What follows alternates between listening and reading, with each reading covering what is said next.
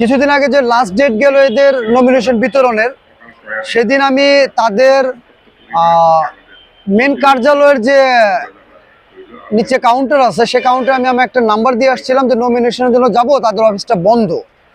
তো সেখান থেকে ফোন দিয়ে আমাকে বললো যে ইন্টারকন্টিনেন্টাল হোটেলে ৩য় তলায় তাদের নমিনেশন বিতরণ চলছে এবং আজকে নাকি লাস্ট ডেট। সেটা শুনে আমি রাতে মানে খুব দ্রুতভাবে চলে যাই সেখানে। তো সেখানে যেয়ে দেখলাম যে ওইখানে দালাল দিয়ে ভরা। কিরকম দালাল দিয়ে ভরা?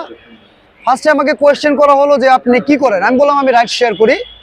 তো আমার রাইড শেয়ারের কথা শুনে একজনে ভিতরে যে তার কার সাথে কি কথা বললো তা জানি না, আমাকে বললো যে নমিনেশন নেওয়ার জন্য 20,000 টাকা লাগবে। তো আমি বললাম যে 20,000 টাকা, এত টাকা তো আমার কাছে নাই। তো সে বললো দেখেন আসলে এটা তো লেট ফি, আমাদের 20 তারিখে ডেট চলে গেছে, এখন যদি নিতে হয় 20,000 টাকাই লাগবে আমাদের নমিনেশন নিতে, তাছাড়া হবে না। তো আমি বললাম যে দেখেন যারা জুলাই যোদ্ধা অনেক এরকম কার্ড নাই, কারণ কোটি কোটি মানুষ নামছে। এখন আমিও একদম হাজার কোটি মানুষের সাথে আমিও নামছিলাম সেদিন, কিন্তু আমি কোনো কার্ড করতে যাইনি বা কেন আমাদেরকে কোনো কার্ড, যারা প্রকৃত জুলাই যোদ্ধা তাদেরকে প্রকৃত কার্ড দেওয়া হয় নাই, বরং যে যারা নাকি ফ্রেক যোদ্ধা যেমন স্বজন প্রীতি, আপনার হাসনাত আবদুল্লাহ, সার্জিস আলম, ইভেন আরো যারা আছেন নাসিরুদ্দিন পাটোয়ারি বলেন বা হান্নান মাসুদ বলেন, এদের সব স্বজন প্রীতিদেরকে কার্ড দেওয়া হয়েছে জুলাই যোদ্ধা হিসাবে। তো এই নিয়ে আমি যখন সার্জিসকে প্রশ্ন করলাম যে আমি তো নমিনেশন নিতে আসছি, যেহেতু একটা রিক্সাওয়ালা সুজনকে আপনারা নমিনেশন দিচ্ছেন, তো বলতেছে সুজনে রিক্সাওয়ালা নমিনেশন নিচ্ছে প্রথম দিকে, তো উনিও 2,000 টাকা নিয়েছে। আমি ঠিক আছে 2,000 টাকা আমি দিব, হয়তো আমার সেই মুহূর্তে নাই, আমি দিচ্ছি ব্যবস্থা করে।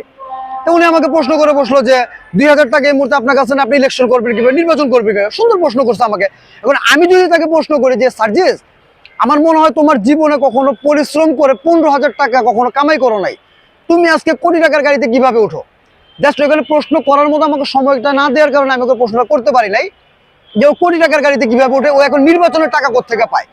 আমার মতো একটা সাধারণ মানুষ, আমি মিডিল ক্লাস, ঠিক আছে, আমার মধ্যবিত্ত পরিবারে আমি, কিন্তু আমার যে চাচা, আমার যে আত্মীয় স্বজন আছে, আমার এক দাদা আছে তার নাম হলো বাণী দাদা, আমার এক চাচা আছে ওয়ারিতে নাম হলো টুটুল, তারাও যদি বলে যে তুই নমিনেশন নিয়ে রাজনীতি কর, ইলেকশন কর, তোদের সমস্ত খরচ আমি বহন করব, আমার এক দাদা এক চাচার টাকা দিয়ে ইলেকশন হয়ে যাবে, সে কথা।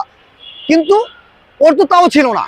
যে মানুষ প্রথমত মিডিয়ার সামনে এসে বলে যে আমার কাছে 3,000 টাকাও নাই, এটাই রিয়েলিটি, আমি খুব ঋণ করে চলতেছে, ধার করে চলতেছে, সে আজকে কোটি টাকা কি ঋণ করে কোটি টাকার গাড়ি কিনছে, না কোটি টাকা ঋণ করে সে গাড়ি বিলাসিতা করে চলতেছে, কোনটা? ইভেন প্রথমত বললো তার হাতে টাকা নাই, পরবর্তীতে বললো যে আমার দাদার নাকি যে সম্পত্তি আছে তাদের এরকম 2-3টা নির্বাচন করা যাবে। কথায় তো টপিক এখানে 2টা হয়ে গেল। তো ওদের মতো কথা আমরা বলতে চাই না। আমাদের মতো এমন অনেক মিডিল ক্লাসের লোক আছে যারা নাকি হয়তো তাদের আত্মীয় স্বজন তারা সবাই 10 টাকা করেও দেয়, তারপরেও তাদের নির্বাচন করতে কোথাও আটকাবে না। সো আমি একটা জিনিস আজকে বলতে, তাসনিম জারাকে আমি বলে আসছি লাস্ট ফিনিশিং এ যে আমি যে জুলাই যোদ্ধা এটা তাসনিম জারা দেখছে, কিছু হলেও দেখছে। তো তাকে বলে আসলাম যে আমার হাজী সেলিমের ওয়ার্ড থেকে, আমার হাজী সেলিমের আসন থেকে যোগ্য ব্যক্তি যদি কাউকে মনে হয় দেওয়ার মতো, তাহলে আমাকে নক দিন।